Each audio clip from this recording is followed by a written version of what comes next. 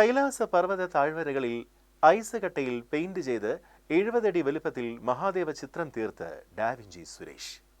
ലേ ലഡാക്കിലെ കൈലാസ പർവ്വത താഴ്വരകളിൽ കൊടും തണുപ്പിൽ ഐസ് കട്ടയായി മാറിയ പ്രതലത്തിലാണ് ഡാവിഞ്ചി സുരേഷിന്റെ 98ാമത്തെ മീഡിയമായ ഐസുകട്ടയിലെ പെയിന്റിംഗ്. ശിവരാത്രി ആഘോഷവുമായി ബന്ധപ്പെട്ട് 70 അടി വലുപ്പത്തിലാണ് പൂർത്തീകരിച്ചത്.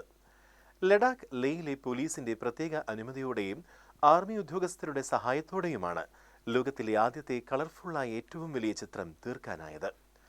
ഫെബ്രുവരി 9-നാണ് പുതിയ ദൗത്യവുമായി ഡാവിഞ്ചി സുരേഷും സംഘവും ലഡാക്കിലെത്തിയത്.